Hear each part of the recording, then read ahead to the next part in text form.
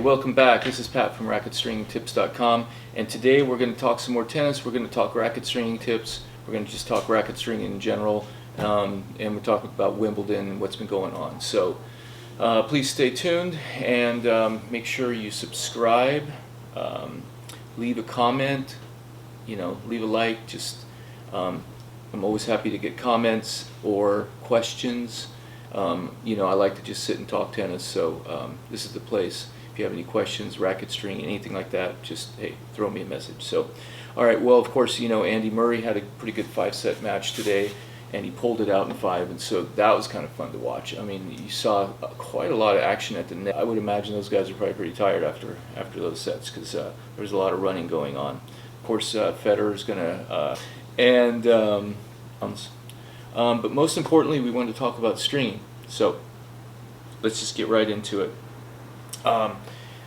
So yesterday, kind of we talked a little bit about being an on-site stringer, kind of what that entails, what kind of goes on in the stringing room. And so today, I just kind of wanted to go over: do you really want to be a tournament stringer, and what does it really look like to be a tournament stringer? What are some of the perks? What are some of the advantages? What are some of the hardships?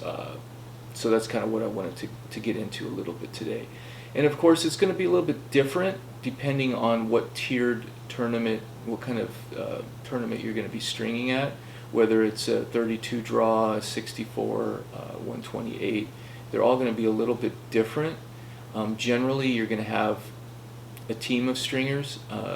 I've strung at a lot of 32 draw tournaments where you'd have maybe the men's and the women's at the tournament, and usually there would be 2 or 3 stringers, maybe 4, somebody to help out, taking in rackets, cutting out string, just kind of doing the administrative work, taking the credit card information, all that. And so in the smaller tournaments, I actually found that I enjoy the smaller tournaments, because in the smaller tournaments you have a little bit more flexibility. It's not so stressful where you're stringing constantly nonstop. And every day that goes by, or I guess every round that goes by, you almost half the players, right? So I mean, you go from, not really, I mean, I guess if they're playing doubles, some of them might still be in the tournament, but you're really going to go from 32 to 16 to 8, so it really goes down, right? And of course, many of those tournaments are just week-long or maybe 10 days of your time. And that's actually another thing I want to talk about. How long are you at a tournament? And that's going to vary based on your experience, because when you're talking Grand Slam, you're talking 128 draw, you're talking men, women, you're talking veterans, you're talking juniors, you're talking all the different players that are at the Grand Slams.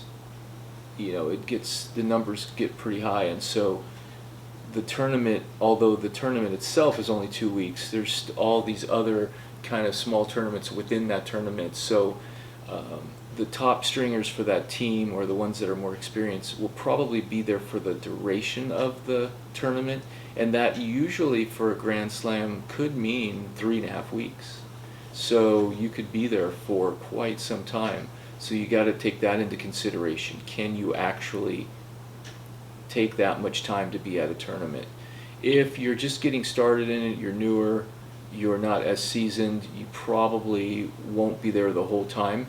You might come in at the beginning when when the racket numbers are a lot higher, and then as it starts getting starts trickling down through the rounds, you might leave when it's semifinals or quarterfinals, something like that, because by that time the top tier stringers are going to be stringing for the higher level players anyways, because that's usually who's going to be in those rounds. Not always, but so you probably will maybe only be there 10 days, 12 days, just depends. And sometimes it also depends where you're coming from.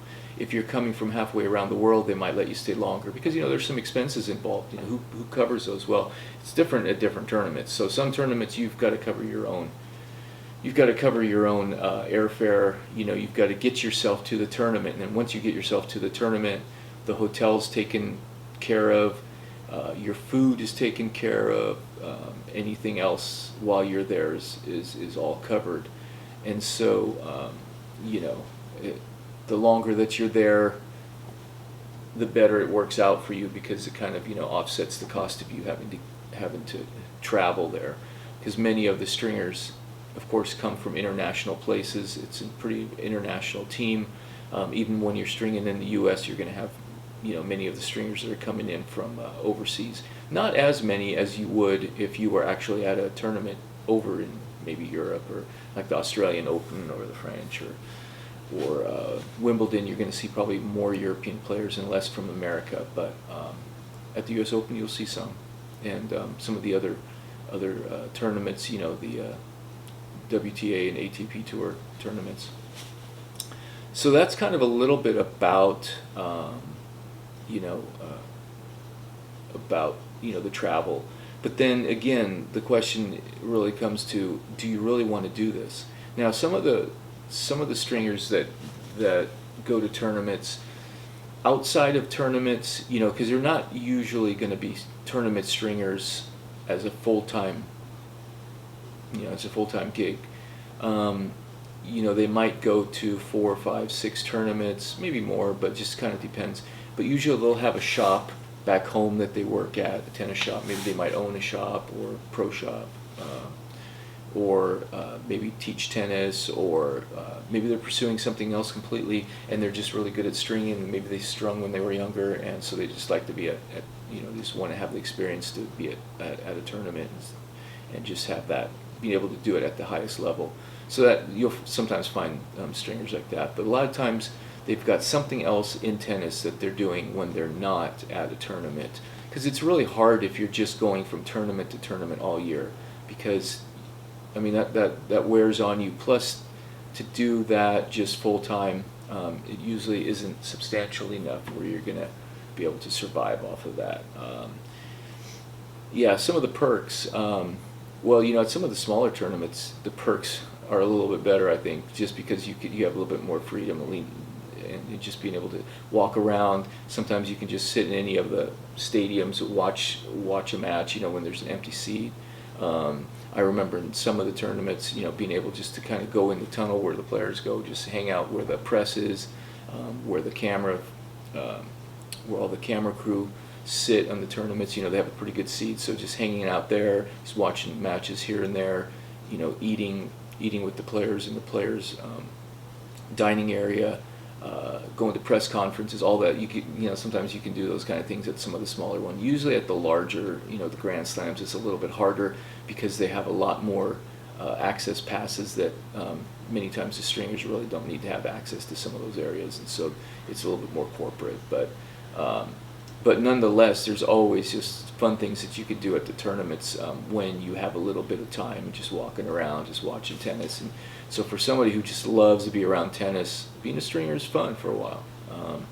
It can definitely be exhilarating. And many times it's one of those things where you can go back home wherever you're at in your shop and just kind of like, you know, gives you a little bit of bragging rights. And many times people are like, oh yeah, you strings at professional tournaments. So it kind of helps your business as well. Locally, so those are just some of the benefits, and you know, that I just wanted to touch on some of those things. And so, you know, I'll continue that conversation tomorrow. So please leave a message, you know, leave a comment, leave a question, and I'll try to answer it in the next video. So all right, have a good day. We'll see you tomorrow. Thanks.